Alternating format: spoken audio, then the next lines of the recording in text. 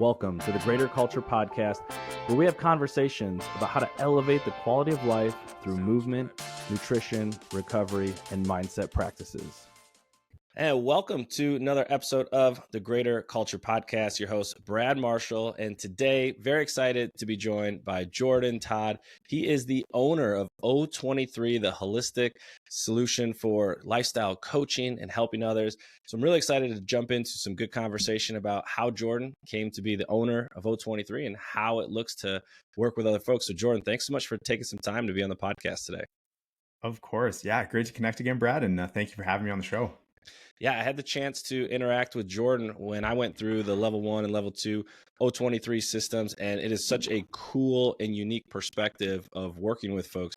I'm excited to dive into that, but I love, Jordan, for you to share with folks, what's your story like when it comes to how you came to find health and fitness and how you developed that passion for trying to help others along the way? Yeah, that's a great place to start. And so for me, my background originally started just as an athlete, as I think a lot of us have in these coaching realms. And so I was a hockey player growing up. I'm Canadian, if you can't hear that in my accent. So that's what we do up here. So as a hockey player, played at a pretty high level my whole life. And then as that career was coming to an end and realizing, the NHL wasn't in the cards for me, I started to take an interest in coaching. And so I'd started CrossFit at a very young age. I was fortunate they had a CrossFit class in my middle school, which was incredible. So I got started when I was 11 years old doing hang power cleans in the gym and everything. It was awesome. So I had background in CrossFit, started getting an interest in coaching. The gym I was training at was a one-man CrossFit startup facility. He's like, hey, do you want to coach? Yeah, that sounds rad. Started coaching, got hooked by that instantly. And then as soon as my hockey career was over, I stepped right into a full-time coaching role. Coaching, 20 to 30 hour like floor hours of coaching per week between classes, personal training, like fully in the coaching realm. And then right around that time was when I was going through my own, call it like quarter life crisis. And so coming out of athletics, I was diehard into CrossFit, training really hard. And, I'll humbly say I was pretty good at CrossFit. I was pretty good at fitness. And I still wasn't like happy. Like I was really pushing the limits of fitness and exercise and what was possible there. And just, it still felt like there was this gaping hole in my life of like something missing. And so it started this epiphany of personal development that I started going down myself personally, started working with coaches in the more like life coaching, spiritual, holistic realm, and started to see the benefits of my own life and started to see the value in the other 23 hours outside of the gym. And so for that, I started going into lots of different rabbit holes. And all of a sudden I started to see like everyone I worked with, all of these people in the gym, they come here, they get a good workout, but there's so much outside. And I had frankly no idea how to actually help them with it. I took some nutrition certifications, took some things in that realm, and they gave some cool tips and things like that, but it wasn't really helping fundamentally how people thought about themselves and how they thought about the way to live their lives. And so whole bunch of things happened in that time period, left the gym, started an online fitness business, grew that was going okay, which is originally where I connected with Brian, who you obviously know. Brian, he was the original founder of O23, who I partnered with to start growing this. And then I brought a background of a lot of holistic life coaching capacities. I went down like some yoga rabbit holes and things like that, along with a lot of backgrounds in the realms of food, sleep, movement, mindset, connecting with his. And then that's all what led together. And it's really what just allowed me to have the freedom to live life on the terms that I want to live and live life the way that I wanted to live. And then became the question of how do I help others do this effectively? And so through the last, 4-ish years now of Brian and I pounding on this together, led to the place where, we now have what we consider to be the best solution possible to help others master the lifestyle component of things in a very holistic way. So that was not so short story, I guess. The thing I love is I love how relatable, the pieces are of that, of like, we get really into or passionate about a specific area. Maybe it's a sport or some other endeavor. Then kind of life happens, that chapter ends, you figure out what's next. And you found that with CrossFit and coaching. And then you mentioned that there's still sort of a hole there. Like, hey, I feel like there's more to this than just being good at fitness or winning hockey games or whatever that might be. And it led to this journey for you. So I'm curious, what were some of the intriguing aspects of that journey? You said you went down a variety of rabbit holes, nutrition, yoga, different holistic methods. What were some of the things that were very intriguing to you as you were going down some of those different rabbit holes? So for me, what was intriguing was just the possibility of living a life of like fulfillment and Mm. joy and happiness, and just being able to like wake up and feel good about myself every day. And to take a quick backpedal, that was something that through high level competitive sport kind of beat down and beat out of me, was my own self value, where it was my whole self worth was tied up in how good I was at this sport. And so when all of a sudden I wasn't relatively good at sport anymore, well, I was a worthless human being, is the story I told myself. So the idea of that not being true was what intrigued me. And I was fortunate to have a really incredible mentor, who was, if you want to put her in a bucket, she would be a life coach, is the background that she has. And just a few of the things we did at the very start of like how she helped me open up my mind, it really just made me open to anything. It was things that I never thought were going to be the quote unquote answer for me. All of a sudden were helping me get to this place of feeling really good in a way I never had before. And it just opened this in my mind of like, well, shoot, if these things can help me get to this place, what else can that I've just never even thought of? And that's just where it really became a chapter of life of just saying yes to all of the growth, yes to every opportunity that came about. And, some certainly help more than others, but it was just seeing like what is possible. Like, let's go and like learn everything we can. Let's explore everything that's possible, take what works, leave what doesn't, and then use that as my experience to continue to grow forward. I love that, of being open to grow and learn and challenge not only the stories you have, but things that you've come to understand about yourself. And I imagine a lot of other folks probably have similar experiences of, you go into the gym or you're going to a job and you feel like there's something missing. Was there a certain, turning point or something for you that really like kind of flipped the switch of like, you know what, there's got to be more than just waking up and going to the gym, and I want to go find a life coach and I want to go learn more. What was that like for you when you sort of figured it out that like, I want to go do more and maybe we can learn from that experience? Yeah. So it was a culmination of things, I'm sure, but there's one moment that I remember that I would consider this moment. It was when I was growing my coaching business and looking to like leave the in-person, and it was more of an online remote thing. And so I got a photographer to come take a bunch of photos of me. And this is when I was like, probably call it like my peak fitness, peak physique level at this point. And like I was shredded, like 6-pack abs, like, veins popping everywhere. Like I looked objectively what people would consider really fit and really healthy. And I remember like getting the photos and like, okay, this is awesome. But I remember looking at, there's one photo in particular, and it's like, wow, I look so good here. Like I'm kind of at the peak of what fitness can do for me, and I'm still not happy. And so it's like I've chased the, near the edge of what fitness can do. And that was what clicked in my mind of like, well, shoot, maybe fitness isn't the answer to the problems I'm trying to solve here. They are the solution to fitness related problems, but it's like I've solved those years ago, and now I'm trying to use exercise to solve a non-exercise related problem. And that was the thing that clicked of like, I can, squat well over double my body weight. I have the physique that I'm looking for, and there's still something missing. So shoot, okay, more exercise or better exercise isn't going to be the answer to the things that I'm dealing with at this point. Mm-hmm. It's amazing how we can think we have an idea of what the solution could be or what's going to help us. If I look a certain way or maybe to accomplish a certain task or reach that goal, that's going to be it. And then you get there and you're kind of like, oh, there's got to be more than this, or it feels hollow.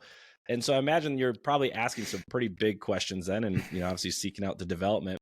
And so as you started to ask some of these bigger questions and learn a little bit more about yourself, talk to us a little bit about that process, because I imagine it's a little bit vulnerable. And being at the peak of fitness, people look at you from the outside and say, hey, he's got to be super confident, life's got to be good. And meanwhile, you're kind of going behind the scenes like, let's take a deeper look inside and see what's going on here. Yeah. And so the process, the initial process was definitely challenging in that when you reflect on all these things, you realize that you've built an entire life based on values that you no longer believe in, or based on values that no longer serve you. And so in this time when I was really diving into it, it made me realize, okay, a lot of the people in my life that I had surrounded myself with, a lot of the activities and things that I poured all my time and energy into weren't really the things serving where I wanted to go. And so now you have to go through the challenging process of stripping away the things that are no longer serving to create room for what will. And that's hard. At the time, I ended a fairly long-term relationship. A lot of the friends that I had at that time I had to create some boundaries and separation with. I left the job fully that I was at that point to start pursuing something new. So there was a lot of shedding of what was old, which is just a painful process, because for 6-ish months I was fairly by myself in the transition to what was kind of the next chapter for me. So going through it, like it has its challenges, but it's just such a necessary part to create all of the things that I love about my life now are because of that time period that I was willing to go through. So it's just a necessary process of growth and development as we start asking some of these questions. Yeah, I can imagine some of the fear, or how it could be a little scary looking at, like, I don't know if I can get to where I might want to get to, or get to that, place where I feel really happy and fulfilled and confident with what I'm doing, and then taking the steps to get there. Whew, that's a big first step. And I feel like that's pretty relatable to folks you've worked with, folks I've worked with, like even just taking that step into the gym, or saying, hey, I actually want to work on myself. It's very challenging. Have you noticed that in the clients that you work with, of like, I think there's something I want to work on, but it's really scary and challenging to take that step and commit? Yeah, it is. And this is why I love the work that I do now, where a lot of what we do, and you know all about this, is lowering the barrier to like take a step forward. We want to make it easier and more comfortable and more open for people to step into these and start having these conversations. But what I found, and why we now work primarily with people who go to gyms, because when people want to work on themselves, they want to make a step forward for the betterment, the most common step is like, well, I'm going to go sign up for a gym. I'm going to go to a gym and I'm going to start exercising, and that's going to be the sign of taking care of myself. And for some people, they do that, and then it transforms the entirety of their life. They're like, okay, they're now a healthy person. They identify as that. But for a large amount of people, exercise alone isn't the only problem that they're facing. And so they come in, they start exercising. That's great. And there's still all of these other issues that exercise doesn't address. And so I can't remember what your initial question was, but I feel like we're talking somewhere on that realm of just helping people take the step and take the direction of bettering themselves in the way that matters to them.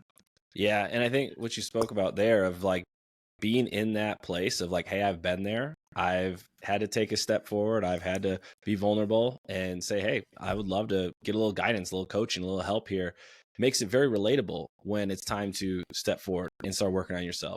And after all of these experiences that you've had, and partnering up with Brian to create this O23, I'd love to hear a little bit of how did that sort of vision come to life, of like, you know what, movement is great, CrossFit's great, yoga's great, all these different ways we can move our body are awesome. There's got to be a little bit more to it. So talk to us a little bit about how you came to create and bring to life this idea of O23 and helping people beyond just the hour of fitness a day. Yeah. So for myself, I was essentially looking to create this on my own. I was working to create this in my own way. For those of you guys familiar, I was working with primarily as like an active lifestyle coach. So helping people get rid of chronic pain, when physical therapy and doctor services aren't helping, but they also are limited by what they're doing in the gym. So I was helping people get rid of their knee pain and fix their back pain. And I was doing that quite effectively. And then same thing, they would fix their knee, but still be generally unhappy. And so I was looking to bridge this gap, and I was building my own sort of programs within helping the more holistic fashion, having conversations around stuff beyond just movement and exercise, really looking to mentor them in all areas of life to achieve what they're looking to achieve. And so that's what I was doing independently when I then met Brian.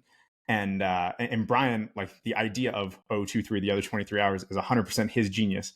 He came up with the name, with all of that stuff, and he was working to build this into a certification process for other coaches. because he was doing it himself. He had a system that he had laid out, that he had built, and was just really like ahead of the curve on all of this. And that's where I was looking to basically build my own thing independently.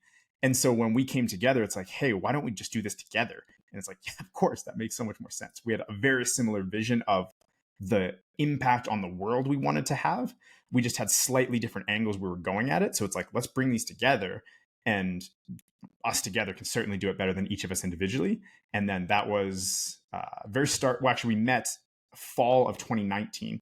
So I guess we're coming up on basically 4 years. It actually would be, 4 years in September that we would have originally met. And so it's basically been building on things ever since, from that kind of origin story. It's awesome when you can collaborate and meet other people who have a shared passion, a shared vision. It's one of the reasons I love connecting with all these different professionals who we've come across, because we all have this deep desire to help others. And so bringing to life this idea of O23, the other 23 hours, and the approach that you take is holistic. And from the outside, some people might look at that and say, whoa, holistic, I don't know. Is that for me? Is this yogi? Is this like, Eastern methodology? How do you phrase, or how do you help people understand, like, this is what we do, this is how we help people when it comes to being holistic? Yeah. So holistic, just to break that word down, because some people can sound a little up in the clouds and a little woo woo. And holistic, it just comes from the root word like whole, like the whole, like WHOLE, holistic approach. We're looking at the whole human being here. Nothing's isolated, everything is connected. And so we can't just look at one piece and try and remove this like it's a piece of a car or like a mechanism of sorts. We're an entire human where everything affects everything. And so a holistic approach is just honoring and addressing the whole human being. And so the way we like to describe is that, we're more than just a physical body. We also have the mental, emotional, spiritual components. And so we want to have conversations and address those aspects. And then from our holistic practices, we're going into the foundational four of food, sleep, movement, mindset. And so we're looking to help the whole human being create a blueprint for living, create daily practices that bring them towards whatever it is that they want to achieve more of, to help them create freedom in their life so that they can live life in a way that feels good to them and truly thrive. And so when we talk holistic, it's just the whole human being. We're not going to segment and isolate stuff, but address all the things that make you, you, so that you can live life to the highest quality. Yeah, I love how simple taking this big concept is of like, how do we live a life in alignment that helps us to be successful and confident and happy, and break it down to like, hey, if we can just focus on a couple of these big key areas, think about you as a whole person, there's a much greater likelihood that we can get you to all those places that you want to go, all those things you want to feel, on a little bit of a faster route. Then, like you said, like, let's go find 4 experts from 4 different fields and see what they all have to say. Like, let's all bring it under one roof, which is what I really appreciated about the O23 process. And so you mentioned that coach certification is a big component to what you all get a chance to do. So help me understand, why do you feel like the coach certification route, almost this like top-down approach, is really helpful for getting the message as well as helping people out to a greater audience or bigger population? Yeah, well, just from a simple numbers perspective of, and we could go out and try and help 10 people, but instead if we help 10 coaches help 10 people, now we help 100 people. And from, the two perspectives, we obviously have the passion of helping humans live better lives. But Brian and myself both have a very strong passion of making professional careers out of coaching. And so the second tier of passion that we have here is helping coaches create a living that they can actually sustain themselves on, so that they can stay in this career and be professional in this role. Because in order for coaches to do this and make a real impact, they need to be able to actually dedicate themselves to the craft. If it's something that you do part-time, where you're going to get part-time results. And so for the majority of coaches, that's where a lot of them are, or they're in the scraping by category. And so by providing them another avenue of a revenue that they can generate, by providing significantly valuable outcomes for people, they now have the opportunity to professionalize themselves and professionalize the industry as a whole. So it's really the double whammy of helping people in the way that's meaningful to us, that we think the world needs, and then allowing coaches, because we've been in that spot, allowing them an avenue to professionalize themselves outside of just coaching more floor hours, coaching more Mhm. group classes, coaching more personal training sessions, and doing something that's more fulfilling for them, more impactful for the client, and then ultimately more lucrative for the business as a whole. Yeah. And one of the things I like is that the impact and the scope that you can have by taking that approach of working with coaches, because they're already passionate. They probably already have people coming through the door, like you said, trying to improve their life through fitness. Now you're just giving them a massive tool belt of different things to have conversations and make a meaningful impact in people's lives beyond just, can we help you to squat better or press better? But now we can get you to hopefully sleep better, eat better, have better relationships, and all of these other factors, which is something that I think is really, really cool around what you all get a chance to do. So one of the things that, we're really passionate about with Greater Culture is this idea of the quality of life and how do we help people improve and enhance that. And I know it's really important to you all as well at O23. So I'd love to hear from your perspective, like how have you come to grasp or think about this concept of quality of life and how we improve it? You've gone through your own journey. You help coaches, you help others try and improve it for themselves. How do you come to understand or think about that concept of like improving the quality of life for people? Yeah. And so I was thinking about this one coming up to this interview because I knew we were going to talk about it. And I think quality of life is first and foremost a metric based on your values. Mhm. So it's quality is based on like what you care about and what is important to you in your life. So to try and work on this or try and tell someone what to do to improve it without taking that layer back, I think would be kind of putting the cart before the horse a little bit, where it's like you're likely going to be just shooting and seeing what happens. And so I think it's largely based on your values. And so to talk just for me, I'll just talk Mhm. personally. Mhm. A lot of the things I value are around meaningful relationships, meaningful work, taking high level care of my body and doing things from a place of care and self-love for myself, and then doing the things that just set my soul on fire. One of the things I've really found a lot of joy in post athletic career is they all are athletic endeavors for the most part, but doing things that just bring me like so much life. And so for that, I would say it's a balance of all those that I don't have the perfect equation for you, but it's something that I'm constantly looking for to balance out between, like I said, the work that I do from a like an impact standpoint, but also from a financial stability aspect, and then there's the relationship side of having meaningful connections in my life, doing things that I feel are really fun, enjoyable, that mean a lot and bring me alive, and then just taking care of myself and taking actions from a place um, of self love, self care, and quality of life is just pulling those levers in certain orders and certain ratios to find what leads you to the most fulfilling aspect. And yeah, there's a couple other areas we can probably go with that, but that's what I'll start as kind of the first answer for it. Yeah, and one of the things I like is the ability to articulate what some of those values are around relationships, around meaningful work, challenge, and then joy. And being able to pull on all those different facets and values when they're called upon is meaningful and important for you. And that lets you know if you're on the right track. Because I think so many times, and maybe you've seen and experienced this with folks, is they're striving or they want to improve the quality of their life. They want to be happier and healthier, but they don't even know what that means. They don't even know what that looks like. They're just like, I just know I'm not feeling it right now. So, sort of that first step is like, hey, can we even articulate what is meaningful for you? What do you want to experience? How do you want to feel? And being able to articulate that then allows us to build. So, you have these different values for you. And the next step then is like, well, what do I do with that? What are some of like the practices, the behaviors that help us to get there?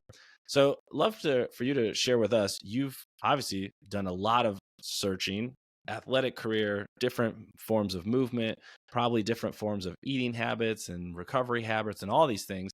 When you start to think about what are some of the practices that help you to bring the best Jordan each day, what are some of those that stand out to you that you've come to know and understand? Yeah, I want to get to that in a sec, but actually, I'd like to take just a quick jump back because there's something you said that I think is important not to glance over. Yeah. Is when we start asking the questions like, what do we value? Like, how are we going to bring these to life and stuff? You're likely going to get it wrong at first, and that's okay. Yeah. And I wanted to share this because I think it is important. Is just a little story for it was 2 winters ago when I moved to the town I'm in now currently. I love to ski. Skiing is like one of the things at the top of my list for like bringing joy and happiness to my life. I had the opportunity to ski a lot that winter. And I basically took every opportunity I could because at that point I was valuing like we'll call it fun and enjoyment at the highest. I'm like, yes, this is something that feels good. And at the end of the season, I actually felt quite empty. I felt quite unfulfilled because I had prioritized fun above growth. And in that, I stayed fairly stagnant in a lot of my other practices and a lot of my other areas. And so I just share this to say that at the time, what felt right to me intuitively, what felt right to me, not what anyone else said, was like, go lean into this, call it more fun lifestyle. And so I did. And I learned the lesson that in that time period, that isn't what actually brings me quality of life. That isn't necessarily what brings it. And I was able to shift my values in alignment with that. And so it's just slow down and listen to the symptoms of the body, listen to the signs and the language that it's telling you. If it says lean into something, try leaning into that. And then if it brings you more of what you want, well, keep going. At some point, if it stops bringing what you want, look somewhere else. And it's really that like explore, experiment, experience piece, because I know I got caught in the trap of thinking I need to get my values, I need to get this right, and then I can act, when it's more like what feels right in the moment, take action, and then see how you feel, see how it goes from there. And then we can really start to like iterate over time. And so we can get to the actual practice and stuff like that. But I thought that was an important piece that came up. No, I actually love that story because I think it does shed some light on treating life like an experiment, something to learn, explore, grow.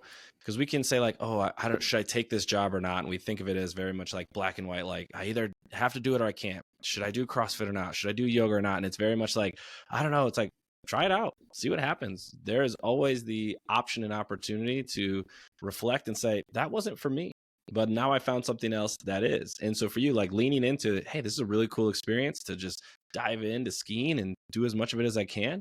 All right, how did that go? Do I want to keep doing that? Oh, I have the ability to adapt and be flexible. So rather than thinking of things so rigidly of like, I have to commit or totally be out, like explore, have fun with it, see what happens. I think that makes life a little bit more easy to navigate versus feeling like it's so rigid with some of the structures we try and create. 100%. And I mean, I'll speak for myself, but I think I can speak for a large amount of the population that like no one has it quote unquote figured out. We're all just figuring it out. And in that process, it's like if we can remove the pressure of needing to know or needing to get to that place, we can just be present and enjoy what's actually available. The ups, the downs, like that's all part of the experience of life. And if we can just be present to that, well, then over time, we're going to make better choices and be more aligned with what goes. And that's just the process. That's what we're all doing. Yeah. It's actually a sort of a pet peeve of mine, if you will. But one of the questions I dislike the most is when people start asking, like, what's your 5-year goal or even like 10-year goal? Because I think back and I'm like, man, to even think of where I'm at now compared to 5 years ago or 10 years ago, I could have never scripted or guessed or, try to even put into paper what that would look like. So I think, like you said, like it's okay to have aspirations of like, at some point in time, I might like to get there, but what are we doing on the day-to-day to build the skills, build the practices to maybe align with how I see myself? And that's where I think I love getting into the nitty-gritty with folks rather than worrying about the big goal that's a year out from now. It's like, what are the practices and habits that we can help to influence that will move the needle? And if we get there, awesome. We might surpass it. We might do something different, but that's what I think a lot of the work can be done. And I think that's the exciting part of trying to figure that out with people. Yeah, it definitely is. And just talk quickly on goals and stuff. I very much agree that like have this 5-year plan of like, this is where I'm going to be. Well, it never works like that. And B, it can be kind of restrictive. And so I more view things as like, what's the North Star? Like, what's the direction I'm going versus this is where I want to be. And so you can just be much more flexible in how you actually get there because you're more chasing the feeling, chasing the experience of what that'll bring. And that can very much shift and evolve over time.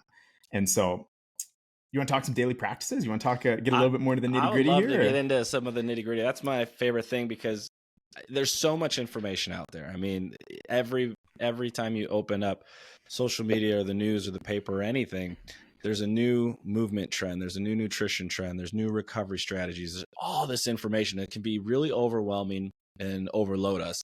So, I mean, I'd love to hear for you, what are some of the simple practices that help to guide your daily actions towards that North Star for you?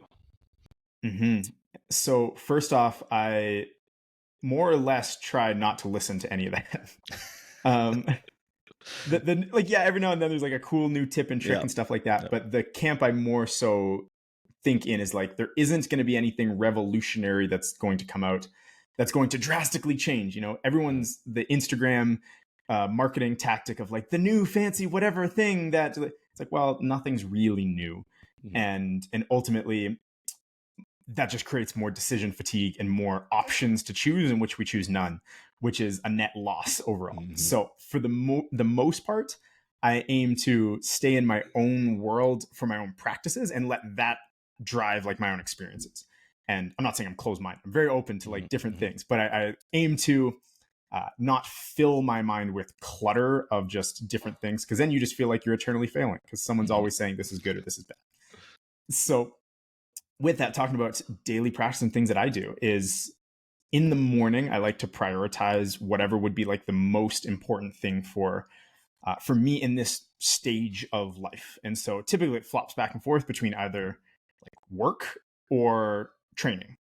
And so basically it's like the first thing I do in the day is I like, currently it's in like a work chapter where this is the area I'm seeking growth. So it's like I wake up, first thing I do is I get up, get out of bed, I take a shower, I make my coffee, and I sit down at my desk. Within 15 or so minutes of being up, I'm working for, between a 1 and 2 hour block. And that just sets me in a mind where it's like I'm winning the day because I win this first thing based on what is most important to me. If I ever fall into an area where I'm not moving or I'm not growing in the way I want to from like an exercise standpoint, sometimes I'll swip. I want to say flip and swap, and I combine those words. I swip flop. I'll flip those and I'll start just training first thing in the morning. So I'll get up and I'll go to like, the 7 a.m. CrossFit class or something like that and do that. But I like to start my day with something that is going to set me up based on what is really like the most important thing currently, and then go into that. And that's what works for me. That isn't necessarily where I would tell someone to start always, but it's an option of something to do. And that's just what works for me right now. So that's the first thing that comes to mind. It's the first thing in the day, but I'll let you ask, see if there's any particular areas you want to go in all these. Yeah. And I'm curious. So I love that, because I think figuring out and prioritizing the most meaningful chunks and blocks of your day, what has to get done according to the responsibilities you have, as well as like what you want to do and how you want to be. So for you, prioritizing at this stage of life, growth, whether it comes to work or movement, because that's really important for you, really, really important. How did you go about kind of experimenting or navigating with that process? Was this like a variety of iterations? And it sounds like it's still even malleable now of like, yeah, I test out different things. And right now for me, this is what works. But what was that process like of testing things out? Because I think so many of us want like the answer, and we want to either be told, do this thing and you're going to experience it. But it's not always so simple. Yeah. So a place to start that I feel would value or be of value to the majority of people is having an AM and a PM ritual of sorts. So it's something in we'll call it the last 30 minutes of their day, and something in the first 30 minutes of their day. This can be really powerful for, the mindset and the intention we're setting. Also has to do with the sleep practices, which then contribute to our energy, contributes to our food choice, contribute to our movement. So I think it's also kind of the topic we're on, some low hanging fruit for people. Is to examine what are we doing in the bookends of our day. The first and last 30 minutes can extend that to even 60 minutes of the day. And see what you're doing. And looking to firstly see if there's any junk we can remove from each of those categories. And so when we're talking evening particularly, really things that are going to affect us from, we call them the 3 S's of sleep, being sunlight, stress, and stimulation. So sunlight, obviously we're not getting sunlight at, say 9 or 10 p.m., or we can disrupt that with blue light from our screens, from our phones, from our computers, different things like that. So let's eliminate devices from that aspect. Is there anything stressing us out that we can either handle earlier in the day, or is there anything we can do to release that stress and like put a pin in it until tomorrow, essentially? We're not going to solve any of this at 2 a.m. when we're thinking about it. So can we put that away so that we can get the sleep to handle and deal with it? And then last one, stimulation. So is there anything that's keeping our mind in motion? This is another thing when we're talking phones, we're talking, social media, work, whatever we're calling it. Anything that keeps our mind in motion is going to not allow us to downregulate, to wind down. So when we put our head down on the pillow, it's going to keep going. It's going to need time to process that. And so main things is, can we remove anything that's going to disrupt those areas? And then we might look to, once we've removed, do less first, then look, is there anything we can add on top that would help us wind down, which is maybe some, low restorative movements. Maybe it's reading, maybe it's meditating. Maybe you take a nice sleepy time tea or something that we can add in. But let's do less first, remove the junk, then see what we can add in on top to help feel good. And that's really what led to, we were kind of talking my morning routine. It was, I removed the junk of, I'm not on my phone within that first period of time, which is for me really the main junk of that. And the adding on is the intentional work, the stuff that's going to set me up for the day to feel good, which what I found is that feels good for me compared to doing a 30-ish minute morning routine of like meditating and journaling and stuff like that. I do that at different times throughout the day. But first thing is like, I just get up, I go do the most important thing right now. And then that sets me up for a good start to the day. And so a couple little frameworks, a couple things to think about there. Yeah, one of the things I really love there, it's almost like this idea of minimum effective dose, because there's so many things we can add to evening rituals or morning rituals, where now it's like, let's actually strip it away and say, what's the most basic practices we can have as a part of these rituals that are going to set us up for success? Because next thing you know, like you said, oh, I've got an hour-long morning ritual. Well, you're traveling or the kids or the dog or something disrupts that. And now it's like, my day is completely off. I can't do my normal hour-long routine to start things. And we can feel like we're, inferior or not accomplishing things because we're so rigid with like, I have to have these daily practices. So I love that perspective of less is more. Let's see and eliminate all the things we don't need, make it as simple as possible to get us to do what we want to do, whether that's to have a restful night of sleep or to get ourselves ready for movement or work in the morning. So less is more, minimum effective dose. Start there. Then maybe we start to play around with some of these different ideas or practices that others have come up with. Totally. And let's actually define real quick, because I was using the word and then you started to use the word ritual. Mm-hmm. And ritual versus routine, because this is also just an important distinction here. Yeah. And so you'll hear us talk all the time about rituals and rarely, if ever, talk about routines. And a lot of people might think, well, A, what's the difference? And B, why is a routine not great? The main difference between a routine and a ritual, and why we aim for the latter, is that a routine tends to be mindless in nature. It's something that's just very automatic. We just do it because we do it. And it's possible it could be making us better, but oftentimes it's either having us remain the same or even like regressing. It's the things that we're calling bad habits here that we do routinely. It's just reinforcing a subconscious pattern, something we're just doing because it's what we do. Where a ritual is something that's just in the definition of the word, it's very intentional. It's very mindful, not mindless. And so the only extra thing you need really is intention. And this is something where it's still semi-automatic, it's rhythmic, but it's not just mindless doing it because it's what we've been doing. And so with this, because it's intentional, it always has the intention of making us better in some way, shape, or form. And so that's why when we talk about, and we're intentional about the language we use, we want to create rituals to our lives for the purpose of making us better and helping us grow. And this is also where what we do generally is much more principle-based than practice-based in what we teach and talk about. Because there's an infinite number of practices that can work. And what we found is that certain principles can help lead you to greater success. And that's one of being, ritualistic versus routine with the things we do. So I thought that was just an important distinction before we go any further, because we were using that word. Yeah, I love the clarity around that. And I really resonate with that definition as well of trying to help people, like you mentioned, almost essentially have those North Stars for what are the overarching themes I want to make sure I'm hitting each day. And then the practices that are going to fall up under that can be really any number of things. It doesn't have to look a certain way or be a certain practice to fall up under that just overarching, here's what happens. For instance, this idea of movement, and people love working out. And I've definitely fallen into that trap before. For my practice is an hour-long CrossFit class. And you get into this territory where it's like, well, I can't make class. It's not even worth moving at all. Like if I can't do the workout the way it's written with the equipment and the space, like I'm just not going to move at all. And it's like, okay, that is very practice oriented. It's very sort of like confined versus like, hey, just add movement into your day. You can't make it to class that day. It's okay to do 10 minutes in the family room or 10 minutes in the garage or 5 minutes. Like you still are accomplishing the overarching theme, which is why I love what you said, like being very rigid on our practices, or some people might call them habits, can leave us feeling empty or like restricted. And then we get frustrated that we're not accomplishing these things that like I have to do today.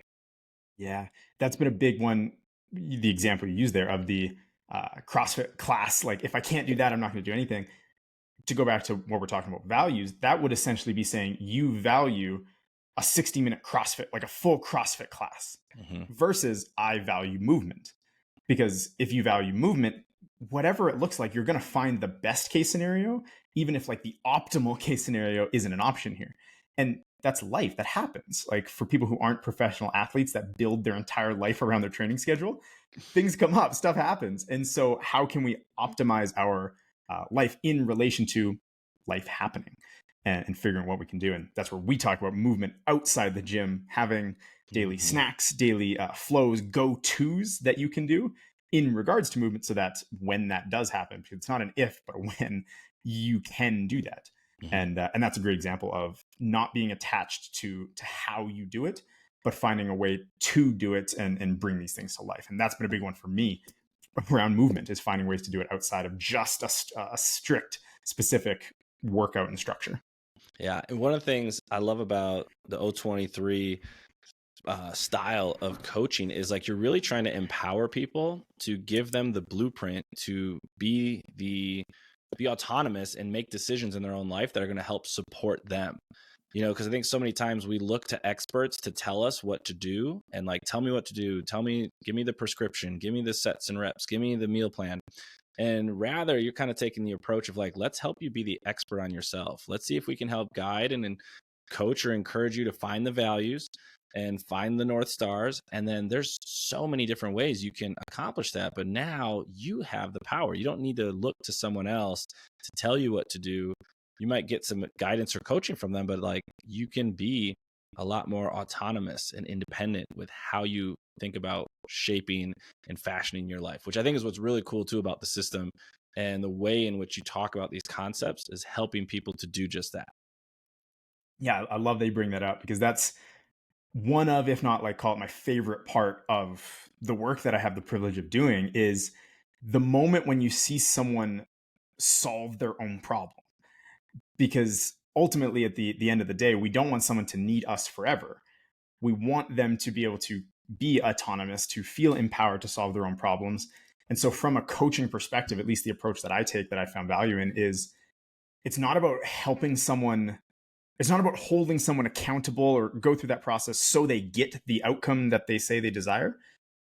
It's helping them become the type of person who can have the outcome that they want by default. And when you do that, like, they don't need you forever. You can stop hand holding them and they're able to continue to solve this as life goes on. I want to equip people with the skills to create a healthy, happy, fulfilling life, not create that for them, because how to do that 5 years from now is going to be much different than, say, 12 weeks when we work together now. I want someone to have the skills to do it today, to do it next year, to do it 5 years from now, and have these things that they can keep coming back to as life shifts and evolves. And that's such a rewarding and exciting part about this. The empowerment and helping people do this on their own is definitely a big part of it. Yeah, I think that's so powerful because, like you said, life shifts and adjusts sometimes much more quickly than we would imagine or would like it to. We might have a goal, and next thing you know, a work circumstance, a family circumstance, injury comes up, and now things pivot or shift or adjust. And that can throw people off and make them feel really stressed out and, feel like life's not going their way. but empowering and equipping people like, hey, I still have an understanding and sense of my values. I know what is meaningful and helps me to get the most out of my day. And maybe it's not a 15-minute, mindfulness practice at 6 a.m. anymore. Maybe it's a 5-minute at lunchtime, but I'm still working and moving in the direction that I want to go.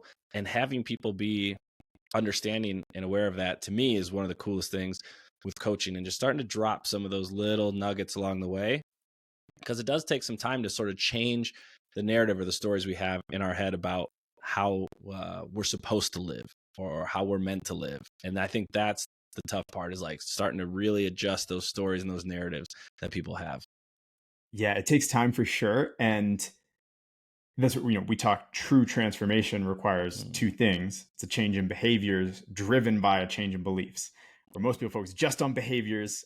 To be a different person, you need to change your beliefs, your perspectives on how you see yourself in the world. And you can't fall off, quote unquote, fall off of being a different person. And so, but like you say, it takes time to unwind these things. And we need to help people create the evidence to see that their past beliefs weren't true. When a lot of people have lived a certain way for so long, we want to help them see that it's possible to live a different way. It's possible to feel a different state than they're currently feeling. And that it's also possible for them to continue to do this on their own. That it's possible for them to continue to live in this. And the greatest way to bust a belief is to have someone see for themselves indisputable evidence that that belief was false. And now all of a sudden a new belief can take its place. And so throughout the whole process of what we do, there's a lot of things built in to allow for those things to come in and happen. Different people gravitate towards different things. They have breakthroughs from different sections and different pieces of it. But ultimately, that's the goal on the other side, is for someone to feel confident in their ability to keep going and do this on their own, because they're a different person, because they see things differently. They see themselves differently, and now can live life from not the end of a program, but from like a new day one of the rest of their life. Yeah, I think what's cool about what you just said there was, we're empowering people and giving them the excitement, but also like instilling some of that belief, because there's a lot of times, I think, as a coach, you can see it and in the person that you're working with, and maybe they just don't see it quite yet. And sometimes you have to point to it and say like, hey, look, this is what you did, or this is what you're doing. And like, you are working and changing the way that you think about yourself. And that's going to have such a dramatic impact in life outside of the gym or wherever you're interacting with them. So I think that's what's so fun as a coach, is to see that development and try and help encourage and coax them so that they start to believe it, and then notice how that change takes place. And one of the things that, we highlighted is that there's a variety of areas to start. There's like low hanging fruit we can go after. There's the sort of 4 pillars of this holistic lifestyle. So when you're starting to work with somebody, where do you tend to like to start the conversation, or where do you like to go? Because it can feel overwhelming as a person, of like, oh, you want me to think about my sleep and my recovery and my movement and my mental and my emotional, like, whew, that's a lot. It's like, where do you like to start with folks when you start that conversation of like, hey, let's make some meaningful change here? Yeah. So through this process, we've built a sequential education sequence along with sequential execution, like actions to that. And part of that reason is like, that's a challenging question to ask, of like, where do I start? There's so much here. This is great information. Where do I start? And so what I found the most valuable is there's 2 main things to start. Why I'll even say one and then go to the second. The place we start is, it always starts with clarity.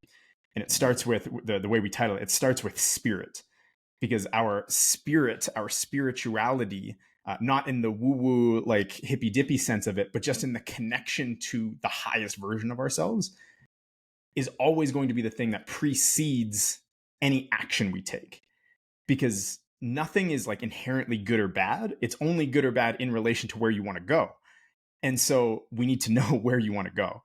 And so we talk about starting with spirit being the clarity that we can find for ourselves.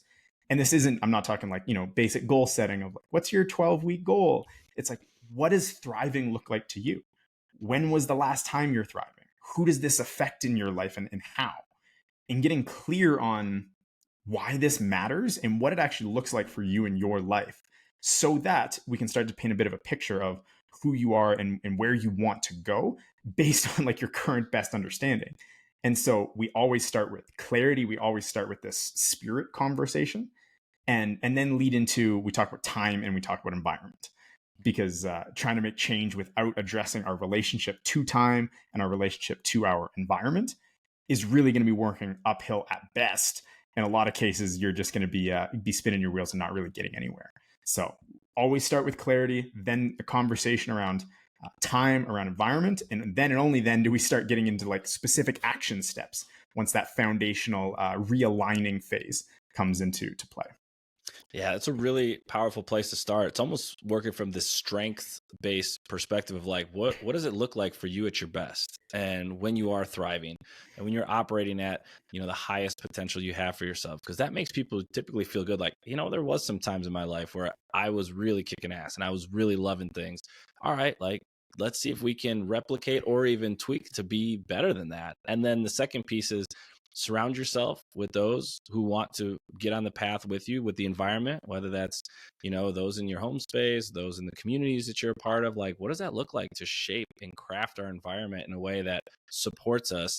And then, you look at the time piece, which all of us are constrained to the same amount of minutes and hours, but how do we maximize that? So I think that starts to take these big concepts and really bring them down into, okay, there's some meaningful steps I can take just to get going on the path.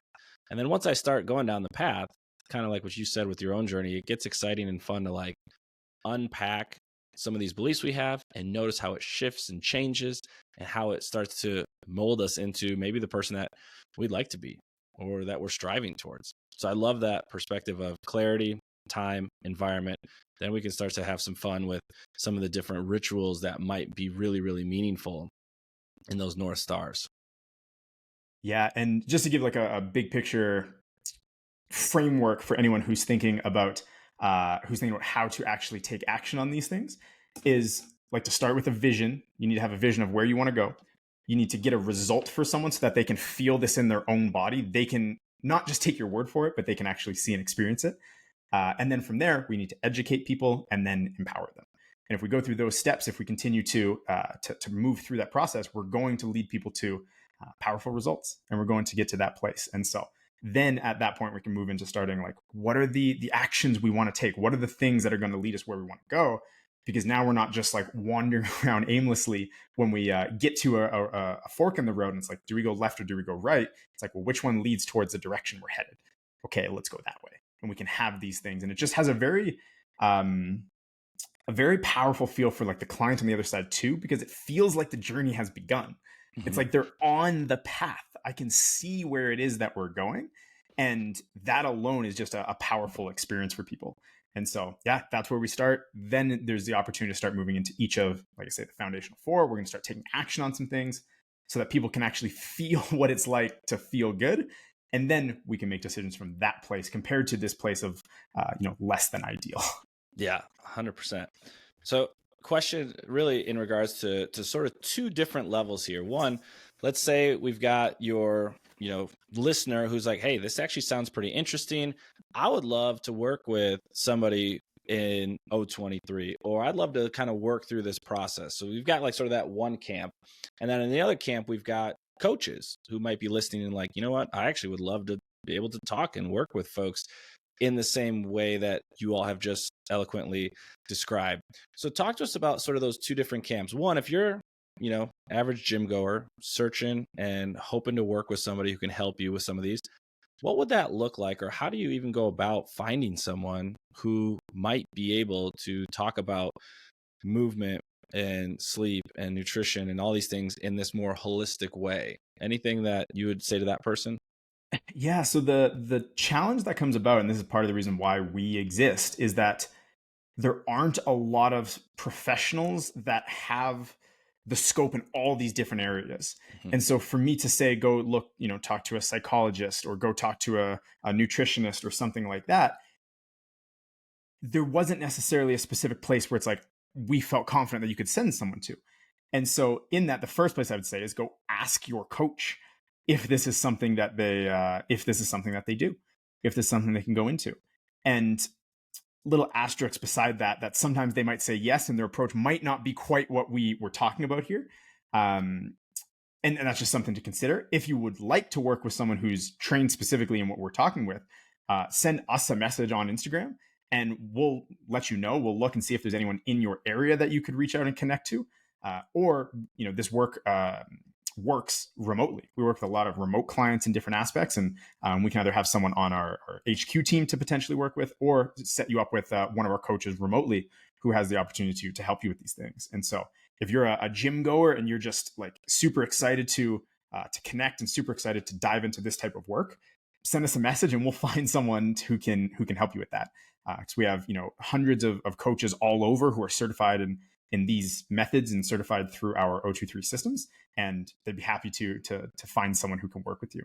And so that's the client side. On the coaching side, if this is something that you're resonating with, that you connect and you feel like this, like your journey personally resonates, and this is something you'd like to help others with, that's exactly what we do. Is we exist to serve you and equip you with the tools, the skills, and the systems to be able to take this type of information and take this type of transformation and provide that for the people you work with.